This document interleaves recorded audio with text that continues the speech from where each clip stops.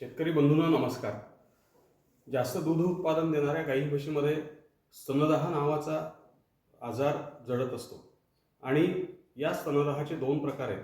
एक सुप्त स्तनदाह आणि त्याचं पर्यवसन होते दृश्य स्तनदाहामध्ये. परंतु सुप्त स्तनदाह वेळीच ओळखला आणि त्याचा उपचार केला तर निश्चितपणे त्याचं पर्यवसन दृश्य काचदाहामध्ये होत नाही आणि काचदाहामुळे होणारं नुकसान टाळता येते. सुप्त स्तनदाह आपल्या गोठ्यामध्येच कसा ओळखावा यासाठीच्या टेस्ट आहेत. त्यापैकी कॅलिफोर्निया मास्टायटिस टेस्ट, त्याला सुप्त स्तनदाह चाचणी असंही आपण म्हणतो, तर ही चाचणी गोठ्यातच कशी करावी याचं प्रात्यक्षिक या ठिकाणी आपण बघूया. त्यासाठी आपल्याला सुप्त काचदाह चाचणी द्रावण लागतं, दुधाचे नमुने लागतात आणि CMT पॅडल लागतं.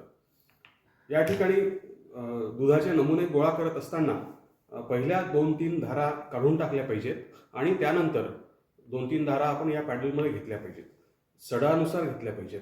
या ठिकाणी आपण आता दुधाचे नमुने घेऊयात.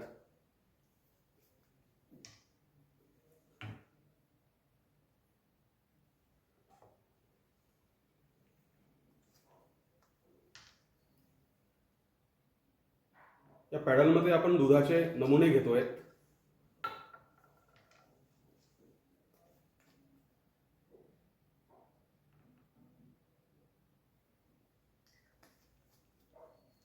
आणि दुधाचे नमुने घेतल्यानंतर त्यामध्ये जेवढं दूध घेतलंय तेवढ्याच प्रमाणामध्ये हे CMT द्रावण आपल्याला टाकायचं आहे.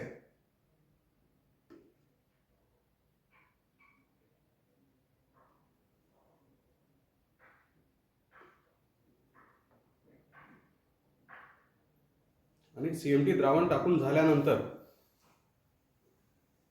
CMT पॅडलमध्ये दूध आणि हे द्रावण एकजीव करायचं आहे, मिक्स करायचं आहे आणि 10 सेकंदानंतर आपल्याला या चाचणीचा रिझल्ट घ्यायचा आहे.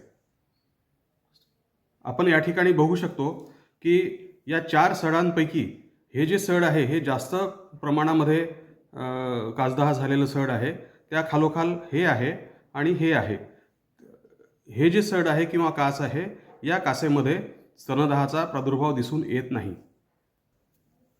तर शेतकरी मित्रांनो, काचदाह टाळण्यासाठी दर 15 दिवसाला किंवा 1 महिन्याला आपण CMT ही चाचणी आपल्या गोठ्यातच दुधावर करून घ्यावी, जेणेकरून आपल्या जनावरांना काचदाहासारखे गंभीर आजार होणार नाहीत. धन्यवाद.